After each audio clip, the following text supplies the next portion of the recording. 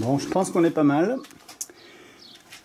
J'ai enlevé tout ce qui devait être retiré. Je suis allé chercher ma petite chèvre d'atelier. Mon petit... je sais pas si comment on appelle ça. Moi j'appelle ça un boy, mais je sais pas comment on appelle ça. Et voilà, c'est histoire de centrer le moteur un petit peu quand je le lève pour qu'il parte pas d'un côté ou de l'autre, que ce soit plus facile de le lever. Comme on peut voir, je l'ai à peine levé, il est déjà tout décollé. Donc on voit qu'il a été fait il y a pas longtemps, hein. Donc le bloc, alors je parle, mais si je montre pas, voilà. On voit qu'il y a un écart entre le bloc et la boîte. Là, je peux pratiquement passer le doigt. Donc c'est bien. Donc je vais lever. On va le décaler de dessous. Ouais, il bouge pas mal. Donc on va le décaler de dessous. Ensuite, il faut le tirer vers l'avant, mais il faut qu'il soit légèrement penché vers l'arrière, parce que la boîte de vitesse penche vers l'arrière, comme ça. Donc il faut qu'il soit levé, pas que vertical, mais légèrement penché vers l'arrière. Ensuite, je vais le décaler vers l'avant de la voiture, pour dégager le pignon à queue qui rentre au centre de l'embrayage. Et après, je pourrai le lever, et puis bah, le moteur sera sorti, quoi. On va essayer de se faire ça en vidéo.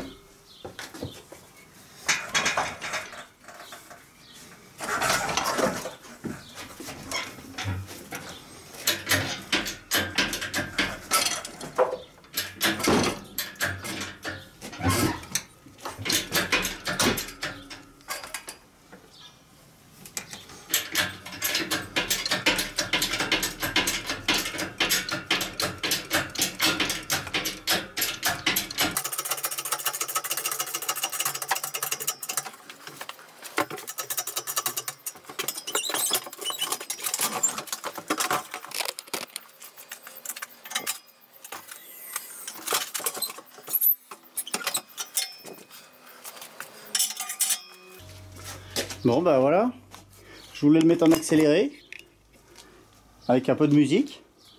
En fait il est sorti en 5.5, donc pas besoin. Donc on voit la butée d'embrayage que je vais retirer, qui n'est pas très difficile d'ailleurs normalement. Si on a un tout petit peu d'ongle, on peut le faire à la main. Et quand on n'en a pas, on prend un petit tournevis plat. Je vais essayer de le faire en temps réel. Je regarde juste si j'ai un tournevis plat. Non, je l'ai déjà rangé. Hop. Et ben c'est pas grave, je vais aller le chercher. Hop. Même dans l'idéal, le top du top, c'est d'en avoir deux. Je vais prendre celui-là. Et je vais prendre... Il me semblait que j'en avais un deuxième. Et non. Alors il est peut-être resté sous la voiture, peut-être. Je sais pas. Alors là, on voit bien le cardan et son soufflet. Le fameux, tiens, tant qu'on est là, le pignon à queue. D'accord. Donc le pignon à queue. La fourchette d'embrayage avec l'axe qui traverse, qui sort ici. Donc je vais le remettre. Je l'ai emmené à l'établi. Je vais le remettre, mais une fois que j'aurai enlevé la... comment ça s'appelle, la butée, puisque la butée, il faut la remonter avec voilà, avec l'embrayage. Je sais, c'est bizarre, ça se défait très facilement, mais je vous expliquerai pourquoi et comment. Mais à mon avis, là on a déjà bien travaillé, donc je pense qu'on fera ça dans une deuxième vidéo. Voilà. Donc là on a la butée d'embrayage. Quand il est en position, en exagérant, hop, la butée elle est comme ça. Et elle est solidaire avec l'embrayage. Donc ça c'est un diaphragme tiré. Donc il part dans ce sens là. Hop, je suis en train de parler. Et ça fait du zoom en même temps. Donc la butée elle est coincée au milieu. Et quand elle est actionnée, elle tire. Donc ça c'est un embrayage tiré. Donc le mécanisme, pas le mécanisme, enfin si le mécanisme, mais le diaphragme en fait, puisque le mécanisme c'est tout l'ensemble. Le diaphragme est tiré, donc il libère la pression qui est exercée sur le disque d'embrayage, qu'on devine ici, qui a été fait, hein, donc on va garder le même. Et donc il libère et il permet au moteur de tourner librement sans entraîner la boîte. Donc ça c'est le système d'un embrayage. Donc celui-ci, on a dit embrayage tiré. Et ce qui se passe, c'est que quand on débraye, il y a le petit récepteur qui est là.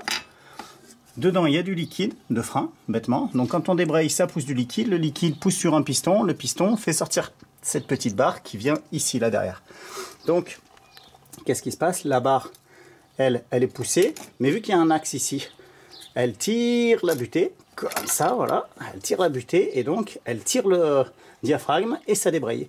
Et ensuite, au repos, eh ben, le ressort du diaphragme remet en position repos la fourchette, tout simplement. Donc ça c'est la partie facile et simple du moteur. On verra ça plus tard, mais quand je remonterai le moteur, je vais lever la boîte, parce que là elle tient plus à rien là, la boîte. Elle tient juste à son support arrière, l'espèce de hache, mais devant en fait, voilà, avec un peu de muscle on la lève. Donc ce que je vais faire, c'est que dessous, je vais caler un bout de bois. J'ai un bout de bois qui est calibré, qui fait pile la bonne taille. Voilà, et en fait ça me permet de surélever la boîte, et c'est beaucoup plus facile pour rentrer le moteur dedans, parce que sinon j'ai la vis du support inférieur qui frotte là. Et là il faut qu'elle soit plus haute, et ensuite je redescends le tout.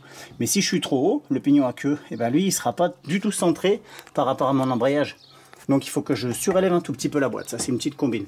Une fois que la boîte elle est dedans, je remets deux vis, et ensuite je lève le tout, et j'enlève mon petit bout de bois qui est dessous, et je redescends, et ça tombe dans les pions. Tout simplement. Donc là, on peut dire qu'on a fait le plus dur. Voilà.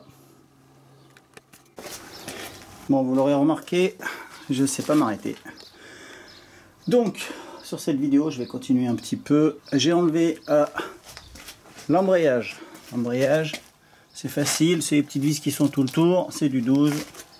Voilà, ça m'a donné accès au volant moteur.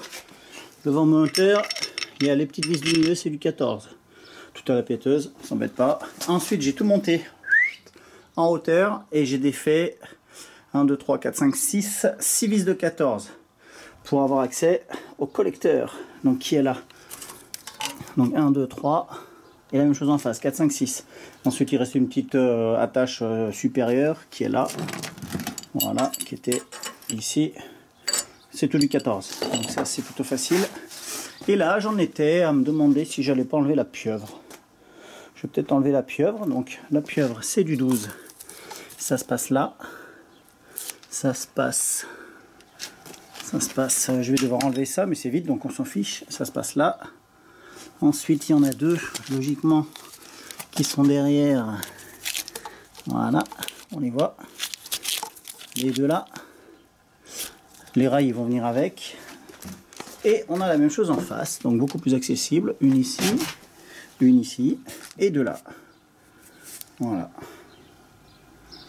Et à partir de là, on pourra enlever la pieuvre. Après, je pense que mon petit boy là, il va gêner pour que je puisse tout enlever. On verra. On verra. À mon avis, les fils de bougie vont me gêner. Bon, ça encore, c'est pas très difficile. Je les enlève et puis c'est tout. Hein. Voilà, il y a juste à tirer dessus. C'est quand même bien facile. On fait pareil en face. Je sais pas si vous voyez, il y a la place pour les doigts. Donc il suffit de passer ses doigts derrière et ça évite de tirer sur le fil. Ça on n'abîme rien. Voilà. Et on voit les petites bougies au fond, chose qu'on ne voit pas quand le moteur est en place. Et, ben ça rejoint un petit peu ce que je disais sur la dernière vidéo, hein, où justement je disais que c'était bien foutu parce que c'était conique et que c'était très facile d'aller les chercher les bougies. Une admission qui est quand même super propre, donc ça prouve bien qu'elle ne réaspire pas de merde par les reniflards. Il n'y a pas de gras, il n'y a pas d'huile. De ce côté, il y en a un tout petit peu, mais je pense que ça vient de là, voilà, de celle-ci, qui elle réaspire les vapeurs d'huile du bas moteur. Donc voilà, un tout petit peu de grassouille, mais c'est vraiment, il n'y a que là. J'ai regardé un petit peu de partout, il n'y a que là, donc ça veut dire que c'était pas la cata. Donc voilà, on va faire ça, et puis je crois que je vais arrêter, cette fois ce sera la bonne.